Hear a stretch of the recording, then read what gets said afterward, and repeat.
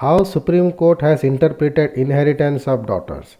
The case involved a dispute over the property of one Marappa Gounder who died in 1949 leaving behind a daughter Kupayee Ammal who also died issueless in 1967.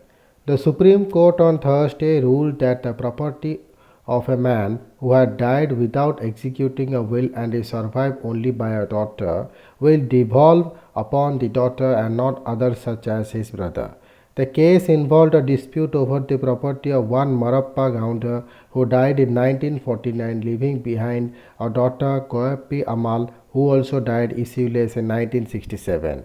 Marappa Gounder had a brother Ramasri Gounder who was survived by a son Garantha Gounder and four daughters. One of the four daughters, Thangammal, had instituted the suit seeking one-fifth share in the property of Marappa Gounder.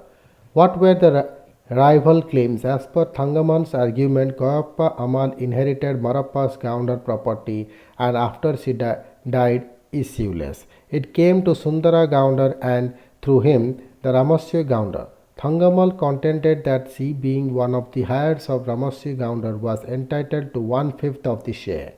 Gurant's children opposed this, saying that when Marappa Gounder died in 1949, his daughter Kupayee Ammal was not having any right to inherit his property. The only heir available then was Gurantha Gounder, and for him the property had come to them, the children claimed.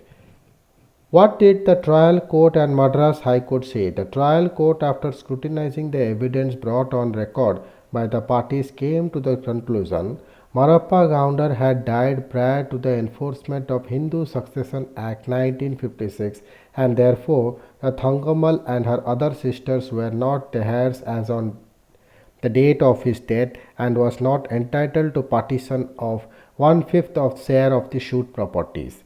The court dismissed Thangammal's suit on March 1 in 1994. The High Court dismissed the appeal against the trial court order on January 21, 2009. Questions before the Supreme Court: whether a sole daughter could inherit her father's separate property dying intestate, and if so, what would be the order of succession after the death of such daughter? What did the Supreme Court conclude? A two-judge bench of Justices S. Abdul Nazir and Krishna Murari, which went into ancient Hindu commentaries on inheritance as well as previous decisions by courts, said, from the above discussion, it is abundantly clear that the daughter was in fact capable of inheriting the father's separate estate. From the discussions, it is clear that ancient text has also Smritis, the commentaries written by various renowned, learned persons and even judicial pronouncement have recognized the rights of several female heirs, the wives and the daughters being the foremost of them. It said, right of a widow or daughter or to inherit the self-acquired property or share received in partition of a Koppara Sarnari property of a Hindu male dying intestate is well recognized not only under the old customary Hindu law and added, if a property of a male Hindu dying intestate is self-acquired property or obtained in a partition of a co-parcenary or a family property, the same would devolve by inheritance and not by supervisorship, and a daughter of such a male Hindu would be entitled to inherit such property in preference to other collaterals. The court also said that if a female Hindu dies intestate without leaving any issue, then the property inherited by her from her father or mother would go to the heirs of her father, whereas the property inherited from her husband or father-in-law would go to the heirs of the husband.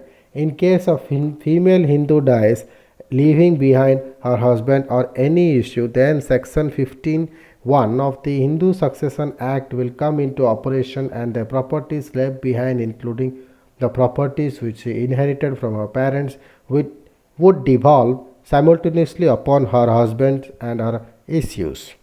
Applying this to the facts of the case, the court said the succession of the suit properties opened in 1967 upon death of Kupayee Ammal and therefore the 1956 Act shall apply. Thereby Ramaswamy Gounder's daughters, being class 1 heirs of their father too, shall be heirs and entitled to one-fifth share in each of the suit properties. How did the court reach the conclusion?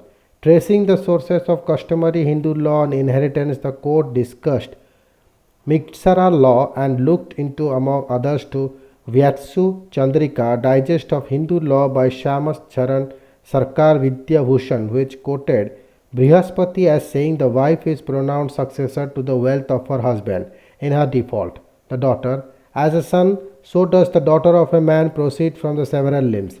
How then should any other person take their father's wealth? The Supreme Court also noted the book quoted Manu as saying, the son of a man is even as himself, and the daughter is equal to the son. How then can other inherit his property, notwithstanding the survival of her who is at where himself? The top court also examined the Privy Council judgment. Thank you.